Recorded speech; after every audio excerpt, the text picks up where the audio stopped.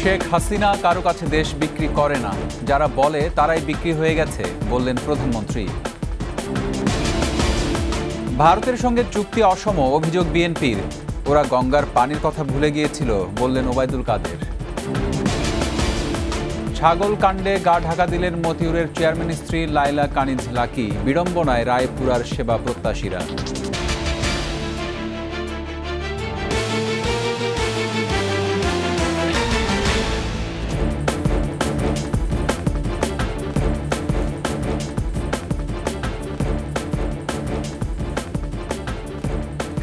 শুনছিলেন first security ইসলামী bank PLC সংবাদ শিরোনাম। আমন্ত্রণ রাত 9:21 সংবাদের সাথে আছি রক্তিম ত্রিপুরা।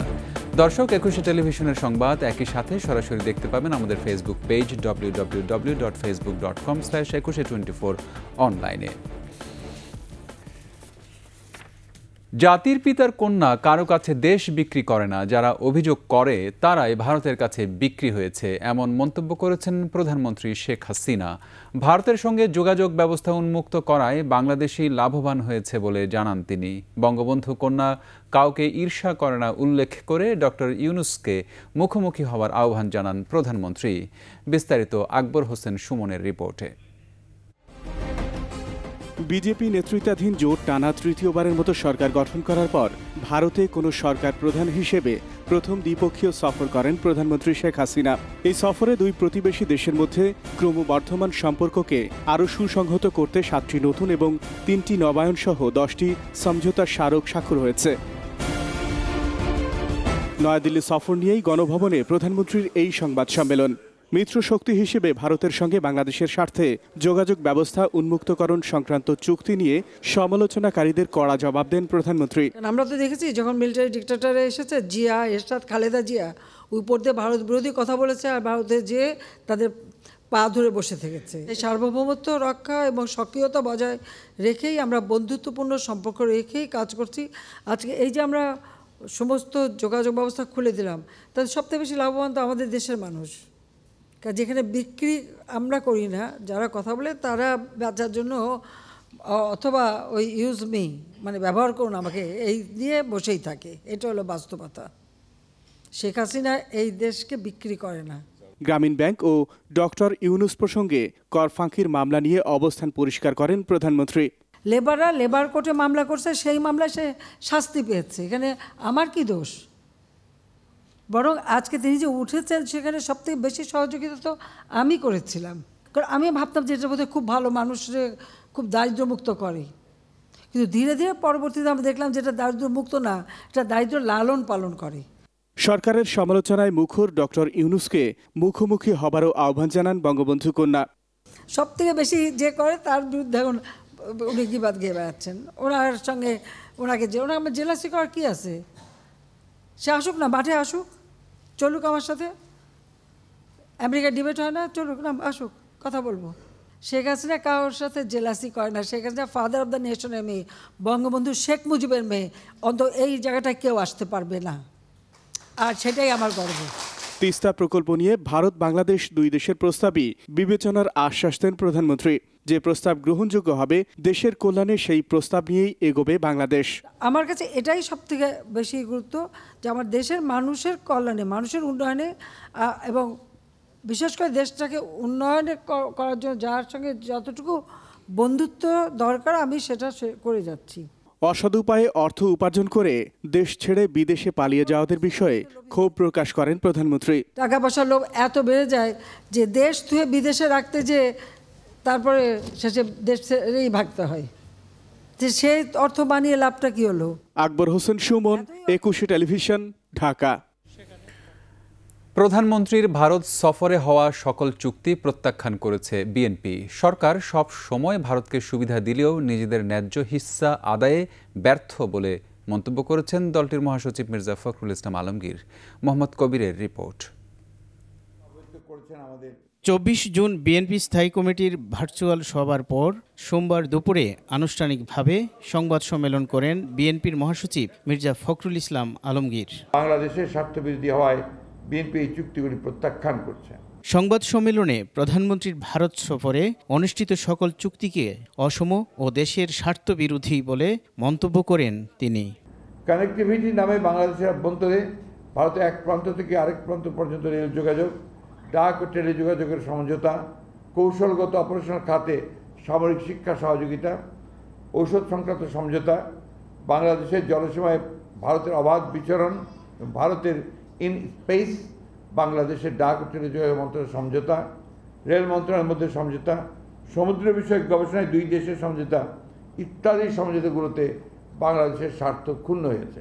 পরক্ষণে আবার বিএনপির ভারত বিরোধী নয় বলেও দাবি করেন মির্জা ফখরুল। এটা আমাদের ভারতের বিরুদ্ধে নয়, এটা এই সরকারের বিরুদ্ধে।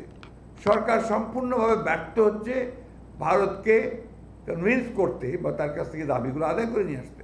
খালেদা জিয়ার মুক্তির দাবিতে শিগগিরই নতুন কর্মসূচির ঘোষণা আসছে বলেও জানান বিএনপির মহাসচিব। প্রয়োজনীয় কর্মসূচি প্রণয়ন করা হবে। মোহাম্মদ কবির, 21 টেলিভিশন, ঢাকা। দেশ বিরোধী চুক্তির কথা বিএনপির মুখে মানায় না বলে মন্তব্য করেছেন আওয়ামী লীগ সাধারণ সম্পাদক ওবায়দুল কাদের। ওবায়দুল কাদের বলেন, লাল গালিচা সংবর্ধনা পেয়ে গঙ্গার পানি চুক্তির কথা বিএনপি ভুলে গিয়েছিল। বেগম জিয়ার স্বাস্থ্য নিয়ে রাজনীতি করা দলের প্রতিষ্ঠাতা জিয়াউর রহমানই এদেশে হত্যা ও ষড়যন্ত্রের রাজনীতি শুরু করেছিল বলেও মন্তব্য করেন তিনি। মাহমুদ হাসানের প্রতিবেদন। পদ্মা সেতু উদ্বোধনের 2 বছর পূর্তি উপলক্ষে রাজধানীর বনানী সেতু ভবনে সংবাদ সম্মেলনে সাংবাদিকদের সাথে মতবিনিময় করেন আওয়ামী লীগ সাধারণ সম্পাদক ওবায়দুল কাদের। এ সময় প্রধানমন্ত্রীর ভারত সফর নিয়ে বিএনপির মহাসচিব মির্জা ফখরুল ইসলাম আলমগীরের মন্তব্যের করা সমালোচনা করেন ওবায়দুল কাদের। যারা দিল্লিতে লাল গালিচা সম্বর্ধনা নিয়ে ঢাকায় ফিরে এসে এয়ারপোর্টে সাংবাদিকদের উদ্দেশ্যে বলে গঙ্গার পানি চুক্তির কথা বলতে ভুলেই গেছেন, তাদের মুখে এসব অভিযোগ শোভা পায়। বিএনপি বেগম খালেদা জিয়ার অসুস্থতা নিয়ে রাজনীতি করছে বলে অভিযোগ তোলেন আওয়ামী লীগ সাধারণ সম্পাদক। তারা বেগম জিয়ার জন্য কথা বললে আমাদের মনে হয় তার অসুস্থতা নিয়ে তারা রাজনীতি করছে। লিগ্যাল ব্যাটেলেও তারা সফল হন এবং আন্দোলনেও তারা বেগম জিয়ার জন্য বাস্তবে কিছুই করতে পারেন। এদেশে হত্যা ও ষড়যন্ত্রের রাজনীতি বিএনপি শুরু করেছিল বলেও অভিযোগ করেন ওবায়দুল কাদের। হত্যার রাজনীতি এদেশে শুরু করেছে বিএনপির প্রতিষ্ঠাতা। মাহমুদ হাসান, 21 টেলিভিশন, ঢাকা। সামাজিক যোগাযোগ মাধ্যমে ছাগল কাণ্ডে বিতর্কিত জাতীয় রাজস্ব বোর্ডের সাবেক সদস্য ডক্টর মতিউর রহমানের সঙ্গে গা ঢাকা দিয়েছেন তার প্রথম স্ত্রী লাইলা কানিজ লাকিও। নরসিংদীর রায়পুরা উপজেলা পরিষদের চেয়ারম্যান লাকির অনুপস্থিতিতে বিড়ম্বনায় সেবা প্রত্যাশীরা। নরসিংদী প্রতিনিধি মাখন দাসের রিপোর্ট, জানাচ্ছেন রত্না জামান। ঈদের 3 দিন আগে সর্বশেষ রায়পুরা উপজেলা পরিষদের নিজ কার্যালয়ে আসেন চেয়ারম্যান লায়লা কানিজ লাকি। ছুটি শেষে একবারের জন্যও আসেননি, বাড়িতে নেই তিনি, দেখা যাচ্ছে না জনসমক্ষেও। বিড়ম্বনায় উপজেলাবাসী। প্রতিটি ফাইলের এটা উপজেলা চেয়ারম্যান পর্যন্ত পৌঁছে পাস করতে হইলে উপজেলা চেয়ারম্যানের স্বাক্ষর লাগে। এই স্বাক্ষরটা না দিতে পারলে উপজেলার অনেক কাজকর্ম বন্ধ থাকে। কিছু লোকের জমি দেওয়া গেছে নেওয়ার কথা 20 ডিসিম, আর জমি আছে 100 ডিসিম।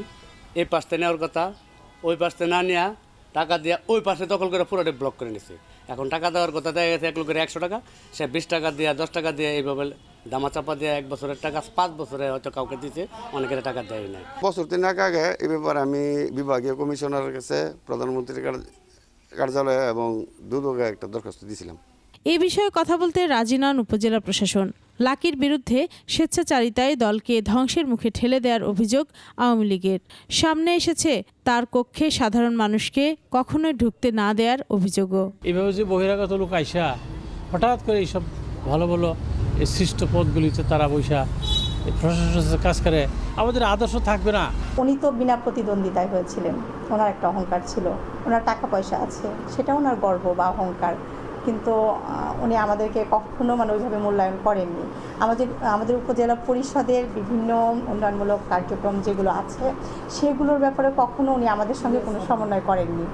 বক্তব্য জানার চেষ্টায় কোথাও পাওয়া যায়নি লাকিকে, বন্ধ সবকটি মোবাইল নম্বরও। রাজস্ব কর্মকর্তা মতিউরের প্রথম স্ত্রী লাকি ছিলেন সরকারি তিতুমির কলেজের সহযোগী অধ্যাপক। চাকরি ছেড়ে 2022 সালে রাজনীতিতে এসেই বিনা প্রতিদ্বন্দ্বিতায় রায়পুরা উপজেলা পরিষদের চেয়ারম্যান হন তিনি। আছেন নরসিংদী জেলা আওয়ামী লীগের ত্রাণ ও সমাজ কল্যাণ বিষয়ক সম্পাদকের দায়িত্বে। ছাগলকাণ্ডের পর লাকির নামে থাকা সম্পদের বিবরণ শুনে বিস্মিত স্থানীয়রাও। রত্না জামান, 21 টেলিভিশন। নিচ্ছি সংবাদ বিরতি, ফিরে এসে অন্যান্য সংবাদের সঙ্গে আরও যা থাকছে। পরিমণি যোগে চাকরি হারাচ্ছেন পুলিশ কর্মকর্তা সাকলাইন, পেশাগত নীতি লঙ্ঘনের অভিযোগ। আমন্ত্রণ আবারও রাত 9:21 সংবাদে। পেশাগত নীতি লঙ্ঘন করায় চাকরি হারাচ্ছেন ঢাকা মহানগর পুলিশের গোয়েন্দা শাখার গুলশান বিভাগের সাবেক অতিরিক্ত উপকমিশনার গোলাম সাকলাইন।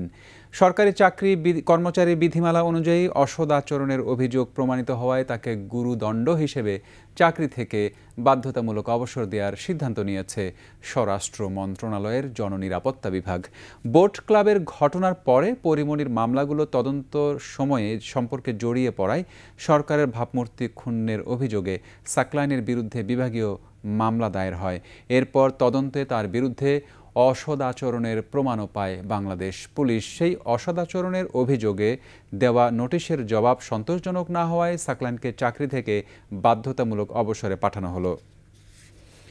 পুলিশের সাবেক মহাপরিদর্শক বেনজির আহমেদের পাসপোর্ট জালিয়াতির অভিযোগ অনুসন্ধানে পাসপোর্ট অধিদপ্তরের 8 কর্মকর্তাকে জিজ্ঞাসাবাদ করেছে দুর্নীতি দমন কমিশন দুদক।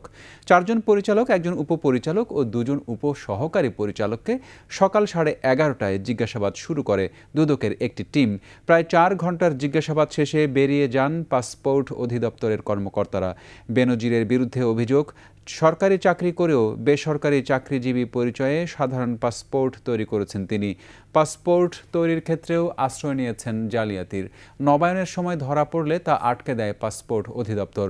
অবৈধ প্রভাব খাটিয়ে পাসপোর্ট অফিসে হাজির না হয়েও বিশেষ সুবিধায় সাধারণ পাসপোর্ট বানিয়ে নেন বেনজির আহমেদ। শেষ করছি রাত 9:21 সংবাদ। যাবার আগে ফার্স্ট সিকিউরিটি ইসলামী ব্যাংক পিএলসি সংবাদ শিরোনামগুলো আরও একবার। শেখ হাসিনা কারো কাছে দেশ বিক্রি করে না, যারা বলে তারাই বিক্রি হয়ে গেছে, বললেন প্রধানমন্ত্রী। ভারতের সঙ্গে চুক্তি অসম, অভিযোগ বিএনপির। ওরা গঙ্গার পানির কথা ভুলে গিয়েছিল, বললেন ওবায়দুল কাদের। ছাগল কাণ্ডে গা ঢাকা দিলেন মতিউরের চেয়ারম্যান স্ত্রী লায়লা কানিজ লাকি। বিড়ম্বনায় রায়পুরার সেবা প্রত্যাশীরা।